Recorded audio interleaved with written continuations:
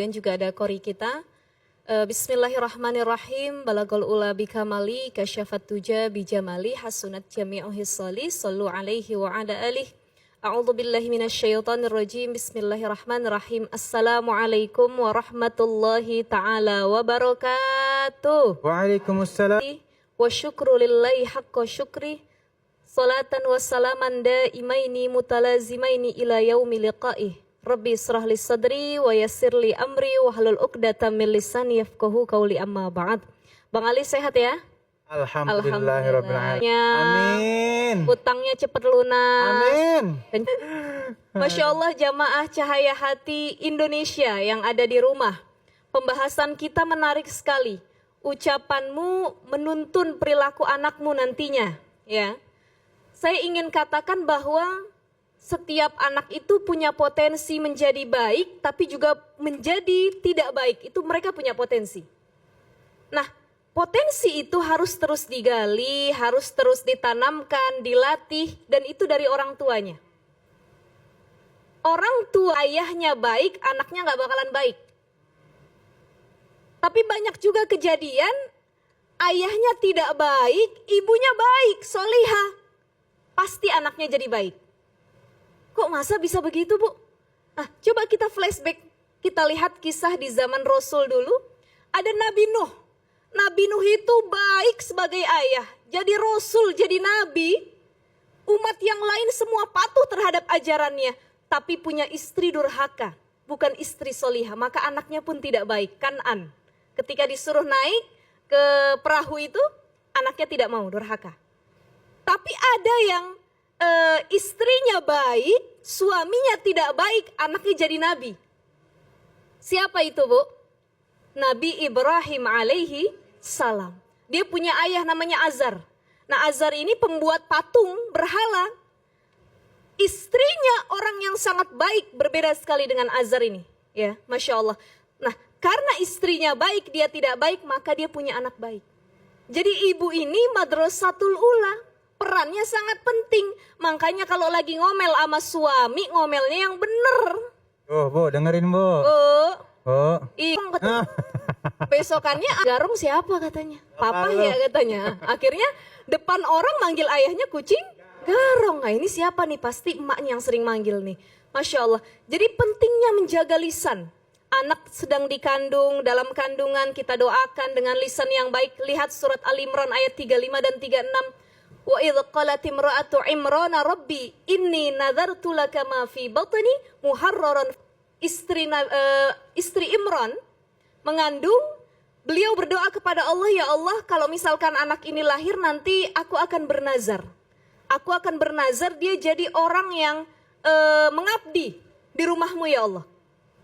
Itu doa seorang ibu. Kemudian di ayat selanjutnya diteruskan wa inni samaituha Maryama wa inni u'idzuha bika wa zurriyataha minasyaitonir rajim. Kata ibunya berdoa, inni samaituha Maryam, aku namai dia Maryam, wa inni u'idzuha bika wa zurriyataha minasyaitonir rajim. Ya Allah, mudah-mudahan kalau Maryam udah besar, aku minta perlindungan kepadamu. Bukan hanya untuk Maryam, tapi juga buat anak-anaknya nanti. Jadi ibu kalau punya anak masih kecil, udah gede juga nggak apa-apa, lagi tidur kita usapin, kita doain inni u'idzuha bika wa zurriyataha minasyaitonir rajim. Biar selama hidupnya dijauhkan dari gangguan setan. Anak perempuan dijauhkan dari zina, dari pelecehan seksual dan lain sebagainya. Ini doa salah satu yang dibaca oleh Hannah binti Fakut, istri Imran Bang Ali. Masya Allah. Jadi sebagai seorang ibu, kita harus melihat dua hal. Jadi dalam mendidik anak, lihat dua hal. Pertama, alimu auladakum. Ajarkan anak-anak kamu berakhlak. Bukan hanya ibu tapi juga ayahnya. Madrasah tanpa adanya mudir, pimpinan, gak jalan sekolahnya. Istri mau baik, kalau suaminya gak mendidik gak bakalan baik. Ada istri punya suami gak baik, ya Allah ustazah, laki saya gak bagus, gak soleh, gimana dong? Ya udah minta cariin guru, ngaji. Tapi suami saya nggak punya duit, saya cari guru. Ya denger di YouTube, datang ke Cahaya. Jadi cari sesuatu yang bisa menambah ilmu kita sebagai orang tua, terutama ibu. Ajarkan akhlak, ajarkan kepribadian yang perempuan, nggak boleh bersikap kasar nih buat anak laki-laki. Buat anak perempuan nak, jangan mau digombalin sama laki-laki ya nak, kalau dia nggak serius. Contoh seperti itu. Sekarang kan banyak ghosting ya. Nah ini yang lagi viral gitu, Masya Allah. Nah ini harus diajarkan dari ibunya, diberikan ilmu yang manfaat buat anaknya. Belum lama saya lihat kisah viral, ada seorang ayah dia membonceng anaknya habis dipukul sama temennya. Didatengin tuh anak, kata ayahnya, pukul balik, pukul. Mana ayah kamu? Pukul balik. Akhirnya si anak yang digoncengnya ini suruh mukul temennya. Di sini pendidikan yang tidak baik. Bagaimana orang tua itu adalah pendidik pertama bagi anaknya. Jadi kalau orang tua ngajarin mukul, ibu jangan salah, wajar saja anaknya tumbuh jadi tukang pukul. Emaknya ngajarin ngatain orang, ikutan. Ketemu sama lakinya, bang tahu nggak? Tangga sebelah tuh beli kompor katanya. Kompornya ada opernya bawahnya bang. Waduh. Ya Allah canggih bener. Itu juga paling hasil nyuri bang duitnya katanya. Korupsi suaminya. Iya, kayaknya. Anaknya ngedenger. Maknya siapa mak? Itu emaknya samping tuh. Ya Allah, iya ya mak ya. Akhirnya anaknya ngegosip kemana-mana. Nah pentingnya lisan seorang ibu. Itu yang pertama, alimu auladakum aja. Punya nama bagus-bagus, jangan dipanggilnya macem-macem. Iya, betul, Siti Fatimah, udah cakep bener ya bu ya. Iya. Dipanggilnya apa? betul. Imah, Iya. 4 katanya. Iya. Ada namanya Yusuf, dipanggilnya Encup. Ucup gitu. Udah nama cakep-cakep bener, Masya Allah.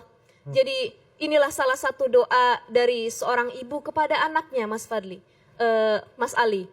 Masya Allah. Saya teringat dengan kisah dari Syekh Sudes, salah satu imam Masjidil Haram yang dia bisa menjadi seperti sekarang ini berkat doa dan didikan dari orang